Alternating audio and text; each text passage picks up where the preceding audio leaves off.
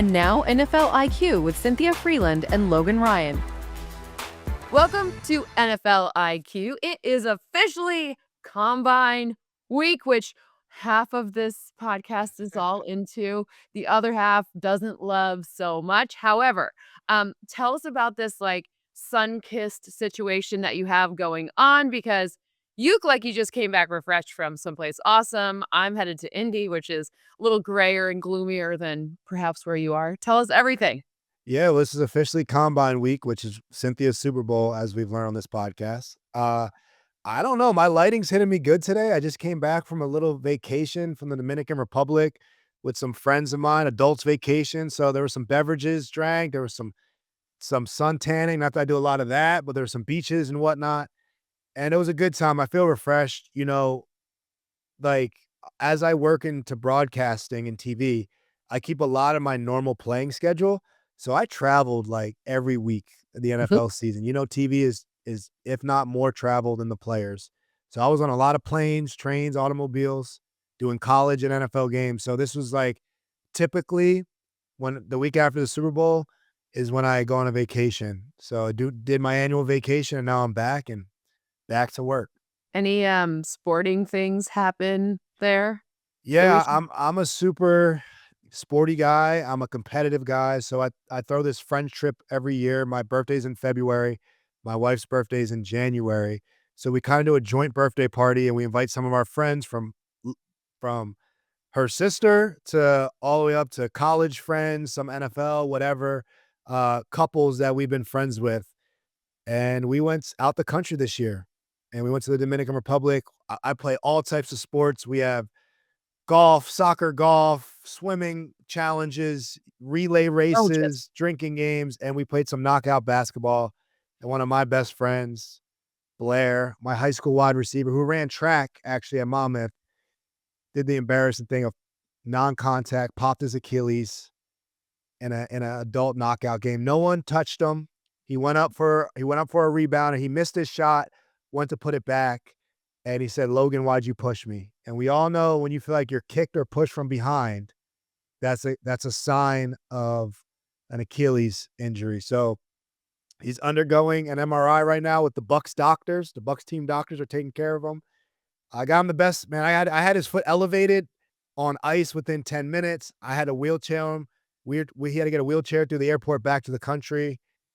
It either looked like he was going to have a torn Achilles, or if he was faking it, it would have been worse than Paul Pierce in our group chat of how much flack we would have gave him. So it is confirmed torn Achilles. We will figure out surgery. I'll find the best surgeon that he can afford coming forward soon. So a lot going on. I know, I've never obviously been a professional athlete, but adult injuries are my biggest fear. Who would walk the dogs? I know my husband, whatever, but I don't know. But I feel like whenever these group trips happen, and my friends as well, someone always comes back with usually it's like an ACL or Achilles is you ratcheted it up a level there. Achilles is a kiss of death. I think the recovery is quicker than an ACL. It's a kiss of death. The previous year we had a bad hamstring pull. So I think I have to have my friends pass a conditioning test before we go on these trips, because every year the liability is going up, and I got to figure out a way for the injuries to go down. So I might have to change what's on the schedule, because clearly, at the age of 35 now, my friends are not cut out for it anymore. Stretching, man. Anyways, we could talk this offline, but adult injuries, not a good thing. No. I don't mean to laugh at him. I wish him a speedy recovery, but it's always just funny with the adult injuries are hilarious. Yeah. Anyways, okay, let's talk about one of the things of the Combine that many people don't realize. So let's just remind everyone, March 11th, that is the league new year. So legal tampering, whatever, that doesn't even make sense. Whatever that oxymoron is, starts March 9th. But the 11th is technically when those free agent deals can be signed, the first wave of free agency, with 10 new head coaches and this big melting pot of potential quarterback changes. This could be a wild ride with free agency. And as we know, a lot of what happens at the Combine, other than measuring the new draft class, is the agents meet with all of the different teams to talk about where their player is, isn't, couldn't go, left, right, center. And one of the things we're starting to see leak out is who are, and they're not leak, but be told to us, is where some of the franchise tags will be placed. So Kyle Pitts I don't know if it's officially official, but it's announced the Falcons say they're going to franchise tag tight end Kyle Pitts. Yeah. I'm making a face specifically. Yeah. So there's two types of franchise tags, non-exclusive. So basically that's a match situation, and then exclusive, which means you cannot touch my player, where he's either going to play for us for a year or reserving the right so that we can talk to him and get a deal done. If the backstop there, in business school we call the BATNA, the best alternative to a negotiated agreement, is I know it's the way that they figure out the salary for a player. It's like the average of the top 5 at a position, or 120% of the whatever the player's salary was, whichever one is more. So there's sort of a penalty for the team that they have to, and then they have to account for that all in this league year. So that's why you don't have more than one franchise tag. It's like this special thing to bestow upon a player, ideally to create some sort of negotiation window. It's likely George Pickens will also receive the same thing with the Cowboys, a wide receiver, which makes a little bit more sense to me.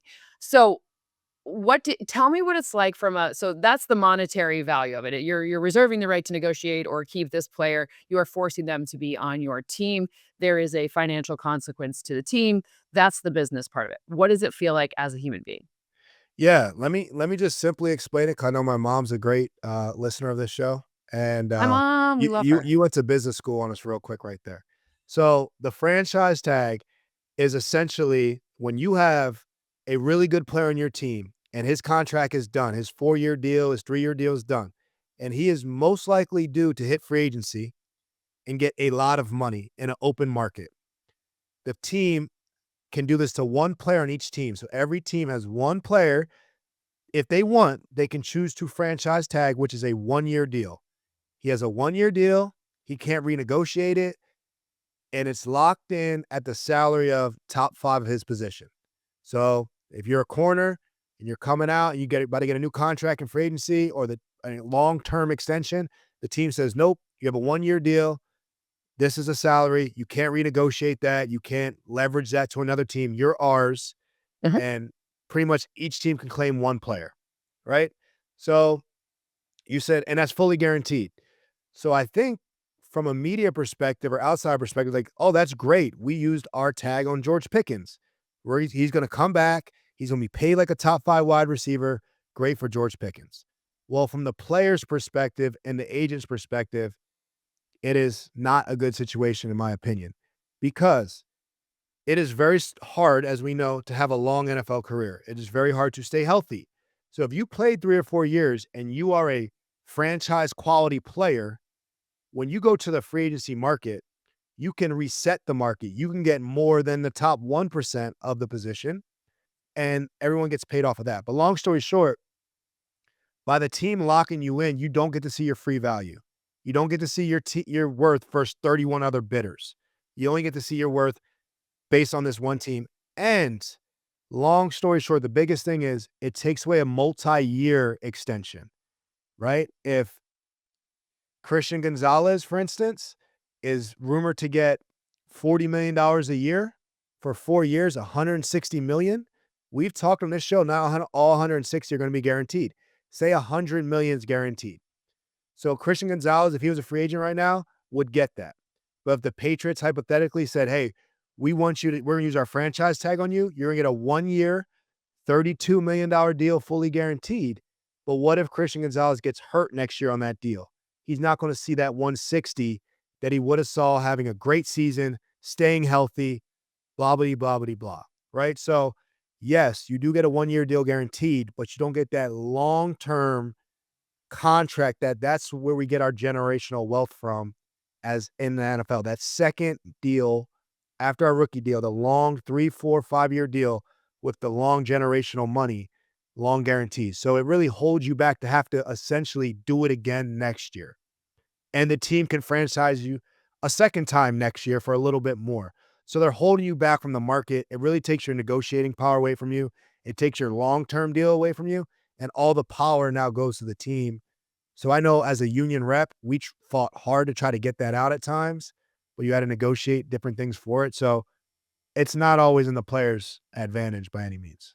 So I would say the way I view it when I'm looking at it through like a neutral lens, to me, the ideal usage of the franchise tag would be when you have two question marks, meaning when you have a Joe Burrow and a Jamar Chase in the same contract, or something where you're having the five key positions, the most expensive positions on your roster: quarterback, pass rusher, left tackle, wide receiver, corner. So of those, and you look at the top of the market there, and you talk about a Christian Gonzalez, top of the market right now is around 30 for a corner, 30 million a year. So that's your average, whatever.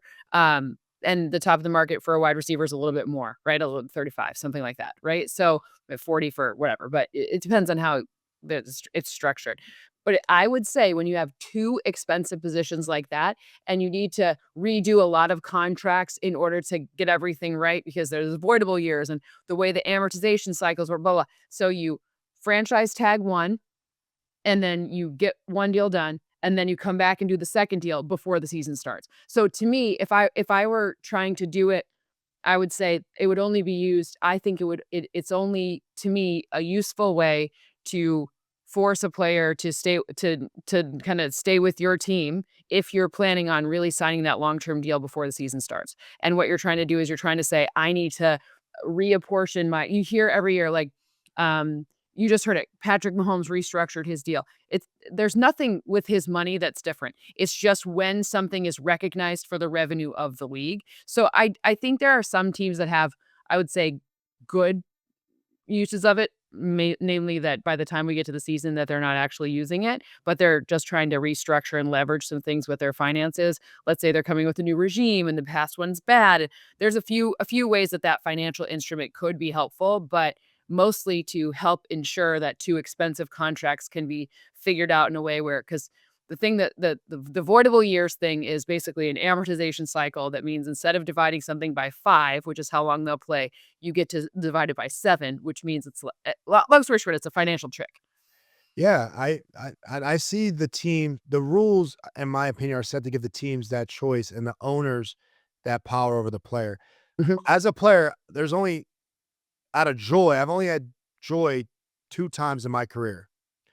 It wasn't when I was drafted. I was pissed on draft night, and looking back, I should have been a little more grateful, but I slid. It was when I won a Super Bowl with my kids, or my wife and my daughter there, and it is when I signed a long-term extension. Though, because I went and got the long-term extension. I secured that money for myself and my family, and those are the 2 greatest joys you're gonna get playing. If you don't win a Super Bowl, you signing a long-term extension is the best feeling you could have as an NFL football player. That means that team wants to invest in you for the years in the future, and you're a franchise player for that team, or going forward, you're a piece of that team. Now, if you're a player, for instance, like the Giants that had Daniel Jones and Saquon Barkley, and you're saying, "We're gonna franchise Saquon and try to get something done with Daniel Jones, or franchise Daniel Jones, I think, and then try to get something done with Saquon because we wanna try to keep both, right? And what's better to do?" If you're a great player like Saquon and you don't get an extension done with that team, or the team's talking about using a franchise tag on you, you told everybody in that locker room that you can come here and do everything right for 3 or 4 years, and we're not gonna reward you long term. We're gonna treat it like a business, and even after that 4th year, whether you healthy or not, or you just played your best year like Saquon did at that point, you told him that's not worth a long-term extension. We need more time, or that's just how it looks in a locker room, in my opinion. When you don't reward the players extensions that you drafted and grown, and they've rewarded you with good play. If you don't reward them with extensions, if you try to play too many financial games with them, as a young player, you're like, there's no way I can stay here past 3 years, because if they didn't pay Saquon, there's no way they're gonna pay me. And that's when you start feeling like a lot of good players leave the locker room. And in my opinion, it's just a really bad, um, it's a bad feeling, I guess, in that locker room for the rest of the players. So I would only say that, like, I'm putting an asterisk as to where I would use it, because my sense is in the Saquon and Daniel Jones argument, number one, you gotta the people matter. How about that? The people making the decision matter. So I'm talking about how I would use it in a prudent sense. If a lot of these teams with new head coaches cycling through, things change a lot, like, and you happen to be in the fortunate, like, I think the Bengals did a bad my point is that the Bengals did kind of a bad job figuring out things because they did not do it right in the sense that, like, to get Jamar Chase to win the Triple Crown in a year when he wasn't guaranteed any money after that, like, I don't know who they had to beg, borrow, steal, cheat from, like, what kind of karma I don't know, because that shouldn't happen.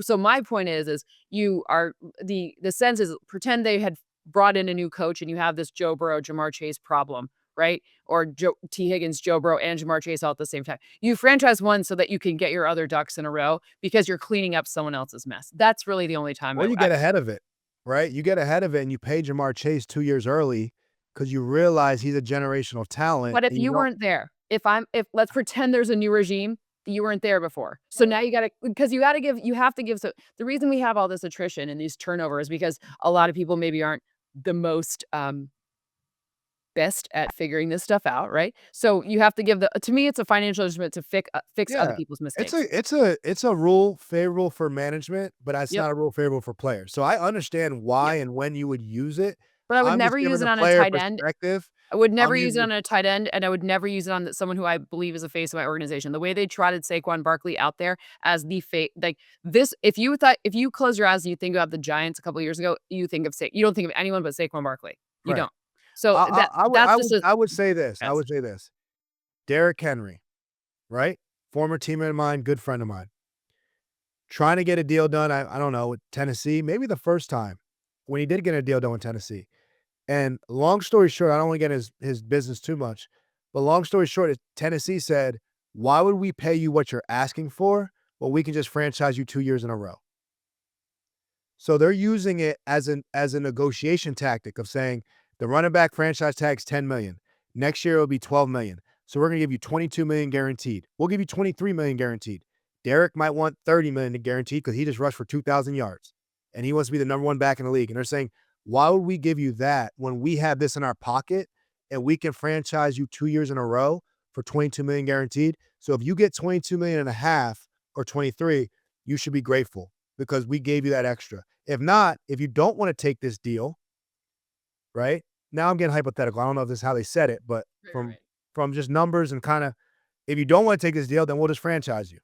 They're not saying, like, "We're gonna franchise you and get something done, it's all gonna work out." They're using it as a tool of saying, "Take X, if not, you know what Z is. You're gonna pay for a 1-year deal next year. If you don't like that, you're gonna pay for a 12-year next year." And that's why some players have a lot of disdain with some of the former teams because how they handled negotiations. They have the power, they have some of these tools. There's no, I gotta automatically skip go and go to jail or whatever card that we can pull or vice versa, where it goes straight to boardwalk. Like, we can't say, "Hey, I'm going straight to free agency card. Here it is, pay me or I'm going right to free agency." I don't have that card. The teams have that card, right? Skip, go, and go right to jail. There it is. And that's what they sometimes talk to you and deal with you like. And that's why a lot of players get frustrated in negotiation because just like, "Yo, I just did this for the franchise. We did all this, and this how we're treating us. Like, you can't pay me like what we feel is fair, what I feel is fair, what I feel is like the top running back. You want to use a franchise tag as a floor or a ceiling in negotiations." I've seen that happen quite a few times, and that's why guys sometimes go to free agency or after that franchise tag or whatever, and it's a lot of disdain because of how that said GM handled that powerful chip that they have. I would argue in the case of Derrick Henry, where's that GM now? And, how are they? Just a statement, but, Yeah, um It wasn't Rand Carthon, that's my dog too. It wasn't Rand Carthon, I'm not gonna say that. It wasn't no, no, Rand, no. but yeah, no, that GM's not there, and that's the reality. It's like, why would we want Derrick Henry to leave the building? Again, I'm just saying what the argument for, and look, negotiations are they're always contentious, right? They get I messy. I did I did come from I in business school, they tell you if both sides don't leave angry, then you probably did something wrong, right? So, but I don't know. That's kind of the ultimate decision, right? Like, but that kind of brings me to another one of these questions. When you have a new regime, now let's talk about Lamar Jackson for a second, because I don't think he gets traded, obviously, but right now he's got a $75 million cap hit for the Ravens for the next 2 seasons. So the renegotiation there will be interesting. And the leverage, like that's a fascinating one. I was thinking about rough negotiation periods. His didn't seem like it was the easiest one. Yeah. Those types of things. And then you have Max Crosby who wants to go. Then you have a lot of these people who want to be on the move. And this is at the combine. A lot of these things get sort of dealt with or talked about or Yeah, a lot of coffee conversations. You have a good feel of what's gonna happen. A lot of that's at the combine with your agent. Every agent's at the combine, every GM and not every head coach, but every GM's at the combine. the And GMs are there. And if the coach isn't there, then a proxy for I love how they're like, "Oh, the Rams don't go." Okay, Sean McVay doesn't go. But like it's not yeah, like they don't his talk to him. representatives are there. Right. Like I I will say this though about Lamar. The interesting thing about Lamar is that his mom's his agent. So when you talk about if both parties don't leave with hatred or upset, it wasn't a good negotiation. Lamar's mother represents him, right? So he hears exactly what's being said about him, how ugly this gets. And remind you, we're trying to negotiate how much money to pay. It's millions of dollars, so you got to fight over every penny, like buying a house. But then we got to work together, right? Right after. So sometimes you gotta be careful what you say about people and how you say and how you treat them, even though it's a business, because then you're asking me to play for you right after. So that's the Can you unique thing imagine if about your mom were your agent? If my mom were my agent, I wouldn't have a job. right? My mom's Yeah, Italian, like it's hard to turn up the personal thing. And sometimes players represent themselves, like Bobby Wagner, Yep. his own agent, right? And he gets I'm sure he has legal help, but he takes the phone calls. He tries to get he successfully gets his deals done. Right. So are you going to talk to Bobby Wagner how some GMs talk about players on Hard Knocks or whatever? I don't know if you're going to do that. So I think that's the hard part when negotiations get so messy. It's hard to turn your as a player the human instinct off of that's how you really feel about me. And that's why I always say your NFL career doesn't start until you start negotiating your second contract. Then you Mhm. feel how much they really feel about you or before they pay you, whatnot. That's when a lot of guys get the harsh reality of how harsh this business can be. Okay, so AJ Brown, what do we think? Because Saquon Barkley, our guy, was like, "AJ Brown's a big Patriots fan, man." He said it, like, out loud. He confirmed it. I mean, I don't know if that means he'll go to the Patriots, but, in general, this AJ Brown conversation, do you think we see it heat up? Do you think there's any merit to it? Like, if you were teammates, you know AJ Brown, but if you were currently, on the Eagles with him, what would you be thinking? This is a different generation, and I play with AJ, and AJ is extremely confident in his ability, as he should be, and he is comfortable being a villain. He's comfortable. He knows how to stir some things up. He knows how to troll, and I think back early in my career, it was like, don't say anything, don't ruffle any feathers, don't say how you feel, like keep it off Twitter.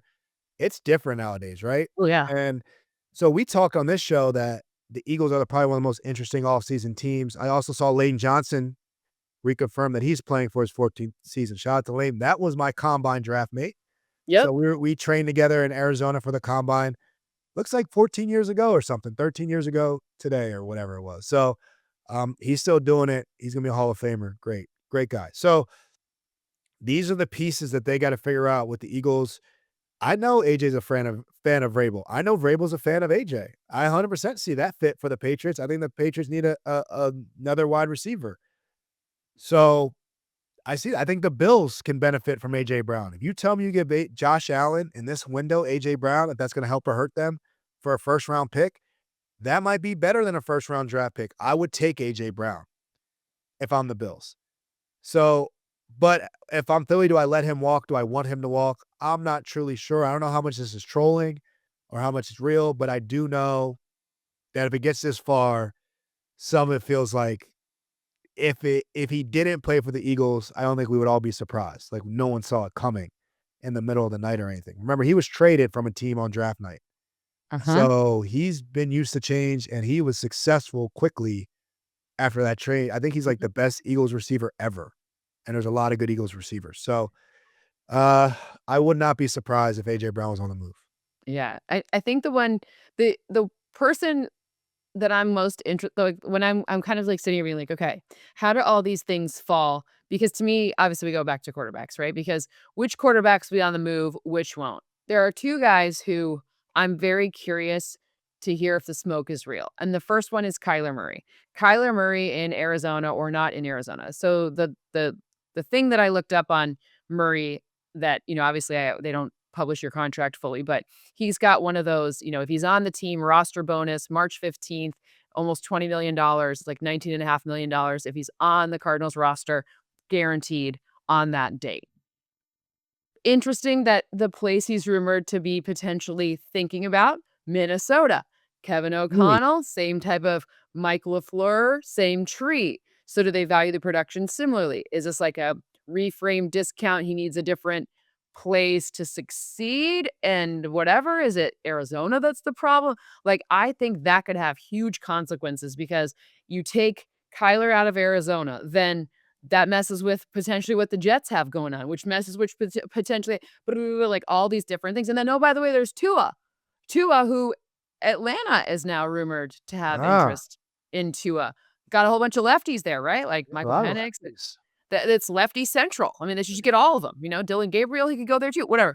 But like, point being is, all of these different permutations of what could happen. So I'm very curious about at least the perception around Kyler Murray and around Tua Tagovailoa. We've seen a lot of housekeeping being done in Miami. Um, Big changes there, Halfley. We Yeah. talked about them last week. But what do you think happens with those 2 quarterbacks? Well, I think, Kyler, I want what's best for the player, right? I'm pro player. So if Kyler wants to go, if that's what it is, it doesn't seem like him and Arizona have always seen eye to eye from what I've heard. With new coach and he wants to stay. I think he is talent wise. I don't know his personality fully. So I don't want to sit here and judge on personality if I don't know it fully, right? Right. But talent wise, he is someone worth building around. Playing against him, he's got some special things about him that very few quarterbacks, and he is quicker than any of the quarterbacks. He is little, he is small, but he can make some throws and he is fast and quick. And he's a guy that you got to like game plan against. He's a guy that you got to worry against and stuff like that. He's not like, oh, we're playing Kyler, no big deal. Like, no, like pass rushers, you got to do this, you got to do that. Like he gets special treatment from a defense. And that's how I kind of determine how good someone is based on how much preparation we have Yes. to play That's a against, great way to do it. Yeah. right? And he's a mouse in the house. He's on the loose and it's very different. So look, I think if Minnesota wants a player like that, it might be an upgrade of what they have at quarterback currently, and that would be very interesting. I think there needs to be, from what I'm hearing, probably a change of scenery in Arizona for both sides. So that's what I think about Kyler. Tua, I think when they bring a new coach, new GM, everything's up. Like when they have a whole, because when you see a new coach and a new GM, you're assuming, oh, 2 new hires. No, like 40 people get fired. Like the Yes. entire coaching staff, the Yep. weight room staff, like the entire, I'm talking Everything. about, and then the Yes. GM, all the scouts get fired, all the people you see at lunch, like everyone you've seen at the practice field is now fired, Yep. right? Because these coaches come with staffs and they got to pay that staff on top of the coach. So they're paying a lot of money to Yes. move on. They Yep. might try to move on from everything that was a problem or not working. So I can see with Miami, it being a true, they're having discussions. Do we want to build around Tua? Do we want to get Malik Willis in here? Do we want to try to bring Kyler in? Or do we want to draft somebody? Or do we want to make that draft day trade you proposed, right? The Mendoza. So I think it's truly like, what does new GM, new coach want to do? The owner's like, let's talk about it. But I can see that being up for not just them, any veteran in Miami right now. It is a scary hours. I went through that with New York when they fired our coach, Joe Judge, and our GM, Dave Gettleman. It was like D-Day. I mean, it was a dark day. People were just getting tapped and sent to their cars with letters in their hands. So it was a sad time, and a lot of change came in, and that was my last season as a Giant. Like, change came in, and a lot of us Giants, Yep. that was our last season when a new kind of staff came in. So Tua's up in the air. Kyler, I think if he wants to stay and they want him to stay, I think that can be mended. Um, if they don't and he doesn't want to stay, I don't think they're going to make him stay if he doesn't want to stay. So both of those, long story short, I think they both can be moved. So my one note on Kyler that I actually think is really interesting is he's a very good chess player and like an exceptional chess player. And not only is he good at it, he like has a chess coach and every year he gets better at chess, which I find to be like a good metaphor because your body will break down. That quick and fastness is going to be, if you don't augment it with more of the, also increase your ability to anticipate and play chess, not checkers against your opponent, then just in general, you're not going to stay as fat, like father time undefeated, right? So like, the long and short of it is I think Kyler Murray is underrated as a strategic thinker. I think people say things that fit their own narrative. And my experience with him firsthand from his personality is that he's extremely strategic and he is very good at, in the same way he's good at describing chess moves, he's very good at describing what he's seeing from a defense too. So I think he may be a little underrated for his mental capabilities compared to just when people get fired, they blame the quarterback. Yeah, Like, yeah. A lot of dirty laundry is coming out. Those are agents and people trying to save face. I will tell you this. I met Kyler Murray. He's 5'10", if that. is he? Okay. If that. Is he 5'9". 5'10"? Because am I 5'10"? Yeah. So, he is short. He is Sure. really Yep. short for NFL quarterback, and he don't have big hands and long arms either. He is truly short. He's a little guy. You do not be the greatest Texas high school player and get drafted first round of MLB and win the Heisman That's and right. get drafted at quarterback if you're not somewhat strategic and game smart. So, A they can say whatever, 100%. but he Right. is too good of a player, Right. too good. And there are guys that live on their athleticism and are just bigger and just faster and stronger, Right. and I played with them. Kyler Murray is fast, and he is strong, and he is quick, but he is little, Yep. and he is very little, and any really little player in any sport has to be smart I was in gonna say, order he's to also been survive. little. Yeah, It's he's not like been he little. suddenly got smaller, Yeah, you know? he's been like that. I Right. can't imagine how small he was in high school, and he never lost a game in Texas, ever. Never lost him. Right. So, he's been doing this for a long time, Yeah. and he knows how to play football really well. You put him in a new scenery, a la Sam Darnold last few years and some guys, and wow, look how they can play. So, I'm interested to see how this plays out. We've talked on the show, when 10 new coaches, you're gonna see a crazy free agency. I Mhm. think it's gonna be the wildest free agency we've seen in Same. quite some time. That's my Same. prediction. I think it's gonna be I agree. I also think, like, there's a couple of wild cards that I can't wait to get answers on. Number 1, Daniel Jones' health. Like, Yes. how's he coming along with his Achilles? How are we gonna measure that? How I are we gotta gonna be ask him sure? for my boy, and my boy's going through Achilles now, so Yeah, I know, you gotta ask your friend yeah, for I your gotta ask friend's CJ. sake. But, ultimately, because that will have ramifications for how all of the kind of checkerboard gets laid out for where Yeah. these quarterbacks will go, right? And then Kirk Cousins, and then like, we've got a lot of these. Is Cousins to Minnesota not a possibility? It's Back to certainly a Minnesota? possibility. The reunion, Yeah. obviously, I mean, sure.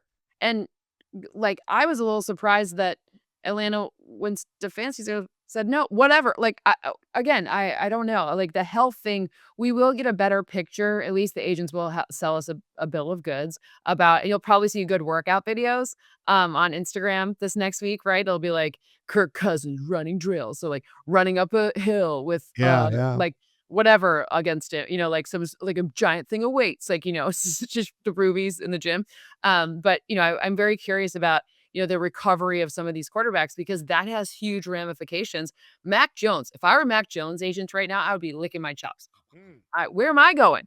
Like it's gonna be like really interesting to see. So I'm very curious about the free agency news that will come out of the combine, and we'll try to decipher next week. We can decipher what's noise and what's real because Yeah. we know that's not I always true. I will drop this. I don't say it's a gem, but I will say this though.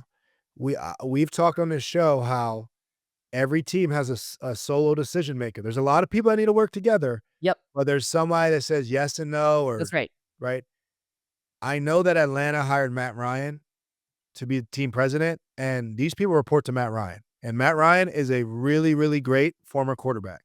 So I know that quarterback decision We could talk about Stefanski and stuff. They'll Right. watch it all together.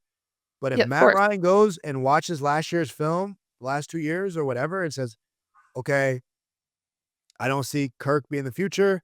I don't see Penix. We gotta go get this guy played quarterback, watches quarterbacks. Tom Brady involved in the Raiders ownership. Anything Tom Brady does, he gives it a lot of effort. There's no That's right. way he's Right. not gonna be involved, and there's no way they're not gonna ask him about quarterback decisions. So if they decide to draft Mendoza or not, I'm not putting it all on Tom Brady, but I guarantee you Tom Brady has watched all these quarterbacks tape in college. He's watched all these quarterbacks tape that are potential free agents, and he's obviously calling games. So he's studying the league currently and watching guys play from week to week. So when you see some of these organizations hire these former players or hire these quarterbacks, Mhm. I have to think they're like, if we get the quarterback right, how much does our franchise value go up? Yep. So Matt Ryan is worth the investment of whatever a year to figure out our quarterback. That's right. Because how much does it set you back when you get the wrong quarterback and you paid him 100 some million? I mean, that must piss the owner off. So I can see Absolutely. I can see these quarterbacks, Tom Brady and Matt Ryan, having a sense to say, like, "Hey, I know it don't look good, but we gotta move on from this guy because I watched the tape Yep. and he's it or he's not it." I can Right. definitely see these guys having some involvement in those decisions. I think the teams right now who have, like, if I'm looking at the futures markets and figuring out who could potentially go to the Super Bowl this next year, like, the world where we don't have Patrick Mahomes and Josh Allen fighting in the Super Bowl, something like that, like, those the big names.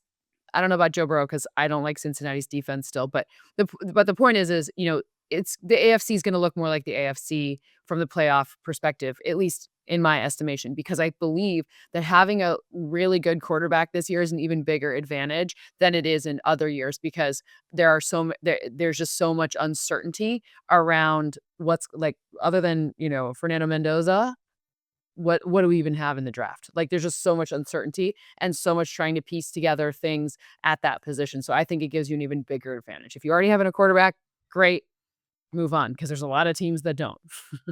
Maybe more than ever. It's vital. I mean, as research and, sports analytic gets more involved with the game, Mhm.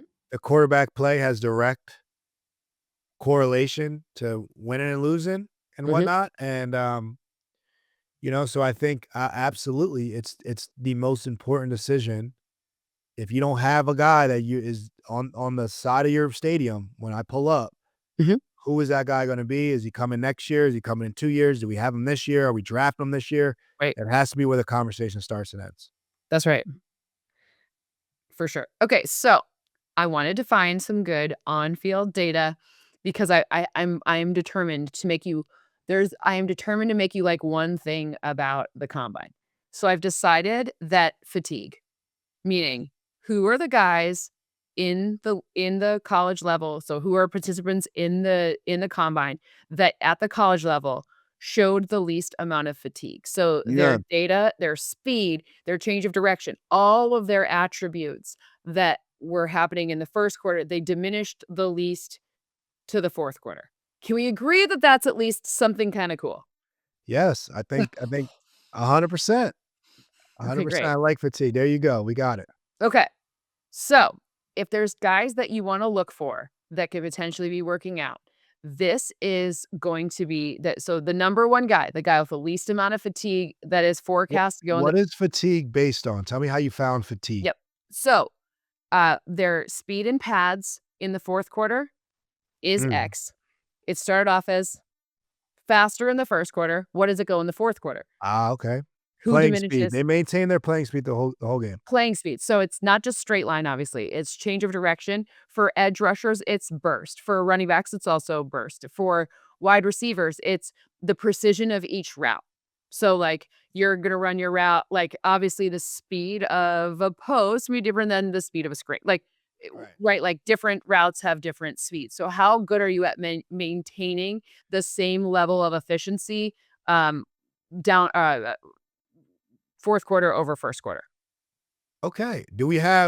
Is there any way to factor snaps played? Yep, Because it's if a adjusted for guy if snaps a played. guy only plays Yeah, if no, he no if he one's runs getting a past fast post and then he subs out for 3 plays to run another nope, fast post, Nope. There, Okay, it's apples to apples. So a guy there we who go. plays 30% of snaps is not compared to a guy who plays 80% of There we snaps. go. There are like versus like. All of that is, and it's position adjusted, right? So every position's a little bit different. So for example, if you're looking at tackles, their fatigue would be measured in, do they keep their hips low in the fourth quarter, the same lowness as the first quarter, and how fast are their little feet moving? Okay, they're not little feet, but how fast are their feet moving in the fourth quarter versus the first quarter? So it's all adjusted by position and relative snap counts versus each other. You're never going to measure the fatigue of a running back compared to a guard. They're just like, Right. of course, they're going to have different numbers. So it's position to I like that. position, as apples to apples as possible. So I just found 5. And so maybe these are the guys we root for because they're the 5 least fatigued guys based on their film, and they're upper echelon guys who have all played a high level of snaps. Love it. Let's do it. Okay. I like it. Cassius Howell. He has the best of all the edge rushers. Texas A&M product, has the least amount of fatigue of all of the guys. Now, I will say, he 27 sacks, 35 and a half TFLs. He had a 5 seasons in college. And it's just really interesting because true pass rush sets in the fourth quarter versus the first quarter. This guy, he had 3 games this past year where he got faster in the fourth quarter. Mm. I mean, look, that motor, Myles Garrett has a heck of a motor. Aaron Donald had a heck of a motor. Max Crosby has a heck of a motor. So for D lineman, that's motor. Yep. And they're known. Max Crosby's best trait is probably how hard he plays every single play. Okay. So so maybe we're a fan of him. I don't know. So Caleb Downs has a good one too. We've already talked about how my model is in love with Caleb Oh yeah, Downs. if you were gonna list him, I was gonna shred your whole model. The fact Yeah. he's on there, there gives your model validity, in my opinion. Yes. My model, I mentioned him second because I feel like last week I like my model is in love with Caleb Downs. There's little hard eyes for Caleb Downs. I feel like I said it last week too, but his fatigue is like it's very negligible, like at all. So whatever. I very much like that.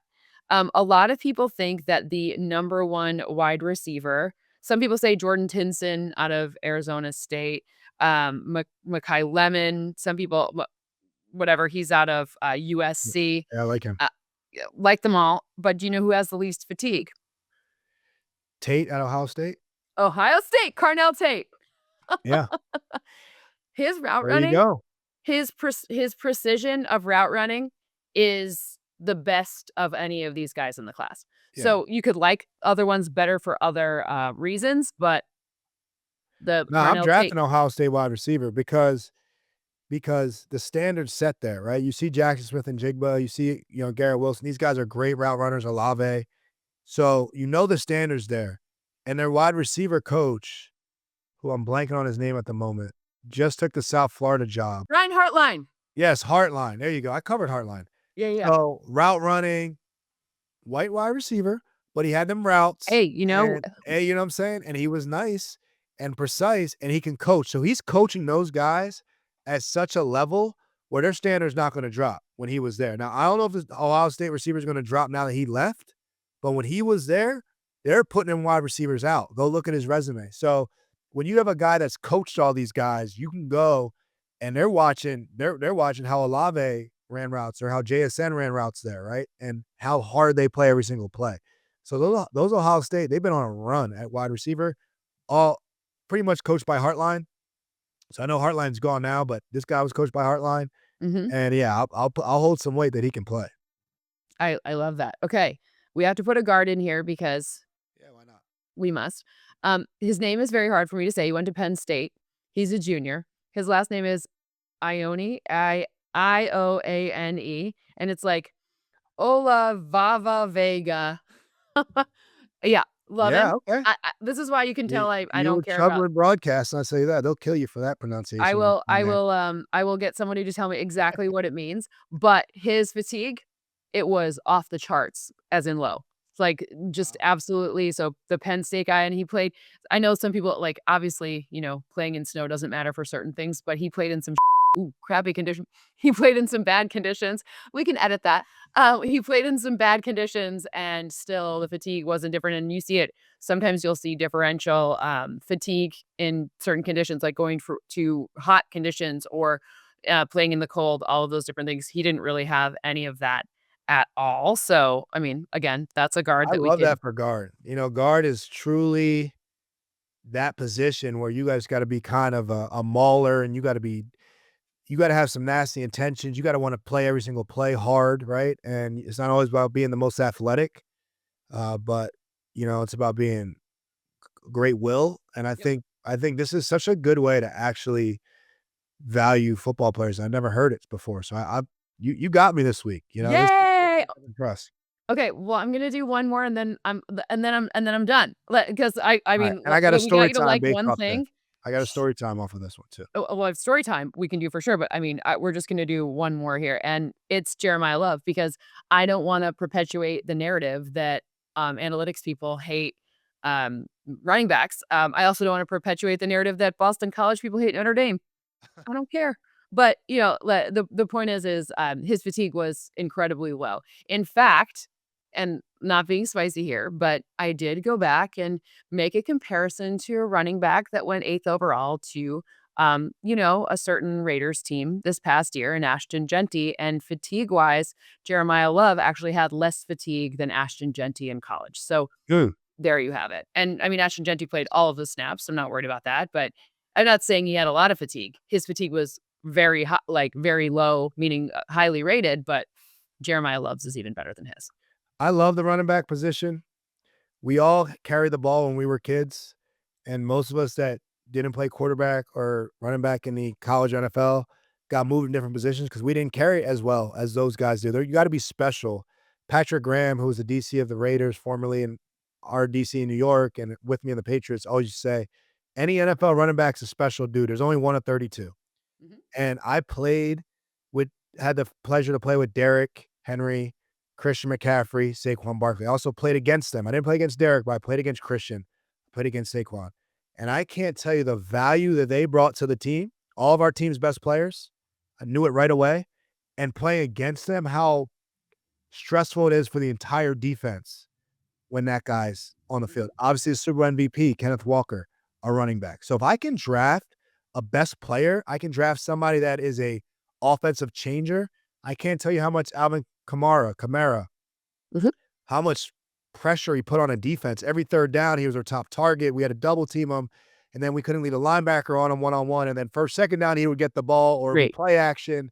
He dictated so much of what we did defensively because he was special. If the quarterback touched the ball every play, the running back touches the second most in the game. So Yep. my quarterback's got to be my best player.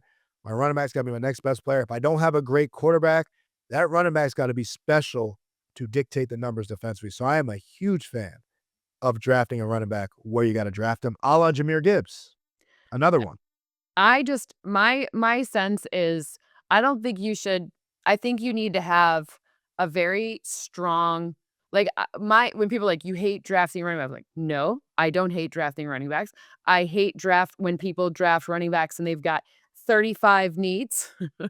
and they put Ashton Genty in a terrible position because he got hit behind the line of scrimmage more than anyone. So my point is you have to have a holistic vision of your team, and you have to get there through the right free agent and draft acquisitions. I don't think you should draft anyone in the wrong spot.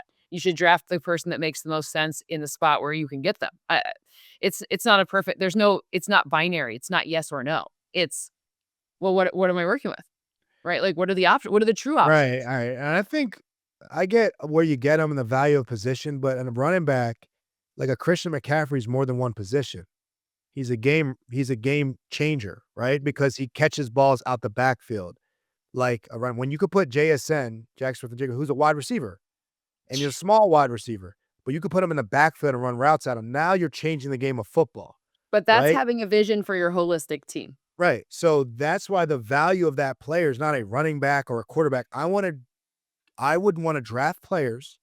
I can give them the ball and they could score. Yep. I don't care what they're labeled as. And just like Caleb Downs, when I see a lot of defensive player of the year candidates that aren't edge rusher, I think of Derwin James.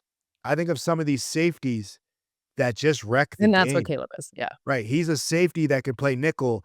Like we talk about Eamon Worry for the Seahawks. You would say he's probably one of their most valuable DBs outside of Witherspoon, who's a valuable DB. All right, this guy can play linebacker. He can play nickel. He can play safety. He's all over the place. A hybrid safety, they would say, we're not drafting a safety in the top 10. That's not a left tackle. That's not a corner. That's not a wide receiver. Right. Okay, you got to get that out the way because football nowadays is about impact players Mhm. that can do multiple things.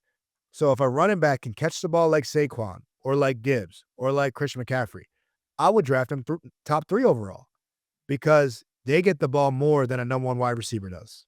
I I feel like we're saying the same thing. To me, the hardest part about any of it is having a cohesive free agent slash draft slash current players on your team strategy. I think people change their mind midstream, and that's where things get gnarly. Like they go to the combine, they think one thing, then free agency happens, and some agent convinces them of something else. They're like, "Ooh, we need to pivot just a little bit," and then they get to the draft and this thing, and then they pivot a little bit more. And instead of making solid decisions, they make like onesie twosies, and those onesie twosies turns into onesie twosies, onesie two, and that's where I think things get crazy. And then, by the way, then they justify their decisions because they all want to keep their job. So like I'm like, have a stick to the strip. Right. Look what Mike Vrabel did when he enacted what he wanted. Yeah. And look, that's your job. Like, I'm not going to complain with people's job. The job's to have a plan and draft players on a plan. You get paid to pick players and build a roster to compete But for I don't championships. think Like, they'll ever admit that either. But that is what I think. I think it's like onesie twosies, onesie. Oh, I can get this. Oh, I want this. Oh, well, then that's not someone who's good at their job. If you can't have a plan as a well, then why do you GM, think we have 10 new coaches? hey, I know it's hard out here, but it's because winning is hard in the NFL. But in terms of value of picks and whatnot, I see people debate about that on all the time. And I'm just telling you that running back position causes a lot of problems. I don't understand why someone would pay a number 2 wide receiver $16 to $20 million a year. Number 2 wide receiver, but not pay the running back $16 to $20 million a year. That makes no sense to me. We're going to pay one wide receiver $40 million to line up on the outside. I But the can't get guy in who those Twitter touches the ball 20 conversations. times a game Yeah. is going to be a minimum player because we can find more of them in the draft. That don't make no sense to me. I can't get into the Twitter of it all because it's too theoretical. The problem is you have to deal like you're not building a team from scratch. If you were building a team from scratch, you wouldn't start with your running back first. You'd have to start with your quarterback. Like my point is like Right. you can't they're just talk about it in these abstractions, right? You have to actually look at it with a little bit of which team are we talking about here? Because every team's in a different life cycle, right? Like the Seahawks right now are quite young. They've got they'll have to make a decision about Kenneth Walker or Zach Charbonnet, blah, blah, blah, blah, right? But they have a whole bunch of young players that are still on rookie deals and a relatively cheap Sam Darnold deal. So they're okay, right? Where now you're talking about the Chiefs, where Patrick Mahomes has a top of the market deal, and so does Chris Jones, and so does Travis Kelce, and so now you have to configure things. You have to configure things differently. The opportunity set for who's available to get 1 through 53 good for the Chiefs is different from the opportunity set to get 1 through 53 good for the Seahawks. So you can't say Kenneth Walker is worth X here but also X here. You have to say, okay, well, this is the market because these are the 2 places they could go. But I don't disagree with you about a wide receiver too, and that's in that stance. Like, watch the market for Alec Pierce. I think he gets traded, and it's kind of a whatever because the Colts need to recoup some stuff, and they will market the crap out of that. They'll be like, "Hey, like Alec Pierce, you want to give me a number 1 for him?" Like, because they need to recoup the trade they did for Sauce Gardner. Anyways, that's justification stuff is fascinating to me, but it's just too much. And Twitter, I can't get into the theoreticals. You need to give me a concrete example, and I'll tell you how I would navigate it. But it's too like, no, never. Like anyone who tells you never is not telling you the truth. Being a defensive player as long as I've been and playing against offenses for 30 years of my life or however many years I've been playing football, 27 years of my life. Here's my GM pitch. I'll keep it simple. I'm going to try to get the best quarterback possible. If I don't have a top 10 quarterback, then I'm getting the best running back possible. One of those 2 players in that offense need to be top 5 or top 10 in the world at what they do. Because if I have Patrick Mahomes, I don't need a top 5 running back. That's right. If I have Josh Allen and they have James Cook, that's great. That's a bonus. I like that.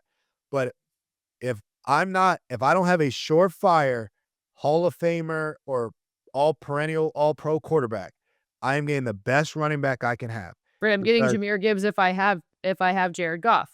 right. And I'm getting the best of those two positions I can get first. And you can't have both, but if it's not quarterback, then it better be that running back. Because if I'm a defense and that running back is special, then that's where our needs come that makes the job easier for the quarterback. If that quarterback's special, we're playing too high, we're giving lighter boxes, that makes it easier for any running back. But if neither of them are special, you got a long day because we're running blitz zero every single play on you. And that's just the facts. And that's the easiest way, in my opinion, to lose games is not have a top 5 or top 10 at either position. I don't care about the wide receivers. We can nullify them through game plan. I don't care about the tight end. That's a little harder. We can nullify them through game plan. But that quarterback and that running back can be game plan wreckers a lot easier than wide receivers can. So I would prioritize those two positions. Of course, the offensive line needs to get in there, but I'm just saying from skill position. Yeah. If I don't have a Hall of Fame quarterback, I'm getting the best running back available. Yep. I mean, That's it. I think keeping everything simple is the way to go. But anyways, what was your story time? Because I want to know. All right, so we're talking about conditioning rates, right, and stamina.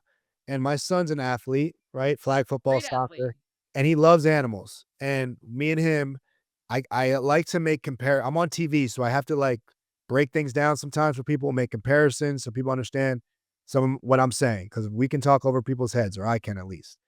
And we talk about what animal he wants to be when he's on the football field or the soccer field, right? And everybody wants to be the lion. The lion is big and strong, but the lion, in terms of hunting in the wild, has a 25% successful rate of when it goes for a hunt if it comes back with food. You know what has Is a this dub why my lions suck? Okay, keep going. you know what has a double successful rate than a lion? What? Can you guess what animal? A leopard. A cheetah. I A don't know cheetah. leopard's rate. A cheetah. Why? A cheetah is extremely fast. So when it hunts, it kills because it is faster than a lion. It doesn't tire out as quickly. It can go jump on its prey a lot quicker. So speed is more deadly in the wild than strength, right? So if my son's going to focus on being fast or being strong, we're focused on being fast first. That causes more problems for the field than just being Love it. strong. I love Okay. it. Do you know what has the most successful rate out of any hunter in the African wildlands? Success rate. The most successful hunter in the world. A baboon. I don't know. I watched a No, baboon like it's not maul a someone not earlier. a baboon. They make tools, but no. They make It's a tools. it's a it's a painted dog, a wild painted dog, right? They have an 88 to 90% success rate, Great. right? Almost twice a cheetah, almost quadruple a lion. It's because they run fast and they don't get tired. They have the highest stamina. So Great. they are able to run their prey and they circle their prey and chase their prey till their prey drops in exhaustion and then they attack. So their prey can just not run away enough, right? And that is how a cheetah is extremely fast, but Yep. it tires out quickly. Mm. A lion is strong and tires out. A wild dog doesn't tire out, and they hunt in packs, but they don't tire out. So I tell my There's a huge metaphor for my life here because obviously I'm a Lions fan. It's been rough. I'm yeah, not fast, darn it. I have 2 dogs now that would hunt me, I believe, that there I you go. adopted and would hunt me. All right, good to know. So you know what my son does? We condition. I He love it. doesn't get tired. And I'm like, if you don't get tired on the field, Yes, you're able to fatigue, play your baby. fastest the longest. Mhm. And his success is because he tries to play like a painted dog and not try to play like a cheetah in short bursts or like a tiger, just big and strong. He tries I to play love like a this. painted dog. So This is why you're such a that's good where dad. fatigue came in. I And love it. I'm a fan of fatigue. I I I'm finally glad that there's something. Big fan of fatigue. I love it. I love it. Well, you're the best. And obviously, we all need to remind you to subscribe so that you can hear more of Logan. I mean, I'm going to go try to channel my inner painted dog because that's incredible. And we'll Yeah, be back watch a here next Wild week. Planet and subscribe. You learn a lot. Absolutely. And I'm going to go be a painted dog. I run a lot, so I'm into that. I'm going to go think They about are the my paint. favorite animal too, coincidentally. Well, that's perfect. I mean, if that's We can't end a better way than that. So thank you for listening. Thank you, Logan, for being awesome. Thank you for coming back from your vacation and time to hang out. And we'll see you back here next week. Combine for me. I'll get that Indianapolis glow on me, you know. I'll see you next week.